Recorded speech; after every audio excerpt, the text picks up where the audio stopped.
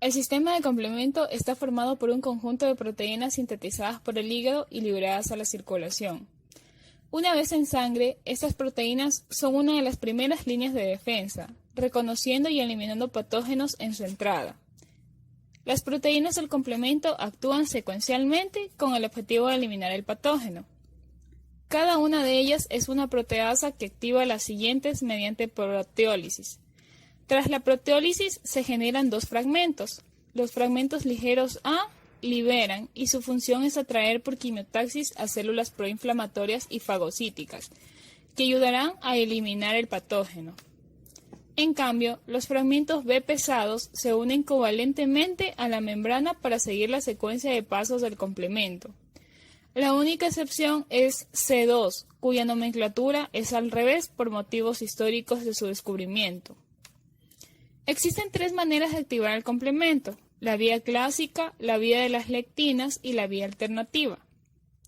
Todas empiezan en la superficie del patógeno o en la superficie de la célula anómala y terminan eliminando el patógeno mediante la formación de un poro que causa la lisis celular o promoviendo la acción de células fagocitarias.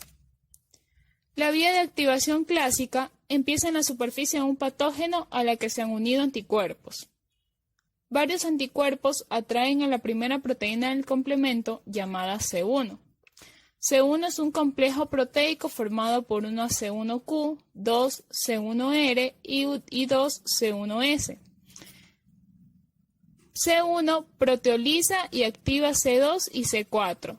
Los fragmentos producidos, C4b y C2a, proteolizan y activan C3, por lo que se les llama C3 convertasa.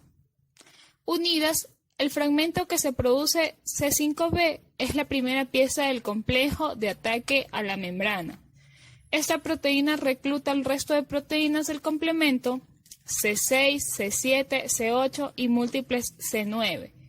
Estas forman un poro en la membrana del patógeno que provoca el paso del líquido extracelular al interior por ósmosis, induciendo a la lisis celular. La vía de las lectinas es muy similar a la vía clásica, solo cambiando la proteína C1 por MBL. La superficie de algunas bacterias es abundante en un azúcar denominado manosa. El sistema de complemento identifica estas bacterias con una proteína denominada MBL, que significa leptina unión amanosa. La MBL funciona como C1 y proteoliza y activa C4 y C2, siendo el resto de la vía idéntica a la clásica. Finalmente, la tercera vía de activación es la alternativa, que ocurre porque C3 puede hidrolizarse espontáneamente en C3A y C3B. Cuando C3b se une a la superficie patógena, hidroliza el factor B con ayuda del factor B para formar el complejo C3b-BB. Este complejo es la C3 convertasa de la vía alternativa que procesa a más C3 para amplificar la señal. El factor P protege a la C3 convertasa aumentando su estabilidad. La unión de una segunda C3b forman el complejo C3b-BB, C3b, con actividad C5 convertasa y la consecuencia formación del complejo de ataque a la membrana. De este modo, las consecuencias del complemento son tres. La primera es la formación de un complejo de ataque a la membrana. Este canal facilita la entrada de fluido extracelular por ósmosis, causando la lisis y muerte del patógeno o la célula afectada. La segunda es la opsonización. Opsonización significa marcaje y es que los patógenos cubiertos de proteínas del complemento son fácilmente detectados por células fagocitarias, lo que promueve su eliminación y finalmente el complemento también ayuda a recolectar estos patógenos. Los eritrocitos expresan receptores CR1, una molécula que une C3b.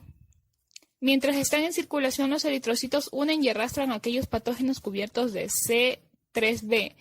Cuando pasan por el hígado o el vaso, estos complejos son captados con mucha afinidad por macrófagos, residentes que poseen receptores de anticuerpos y receptores CR1.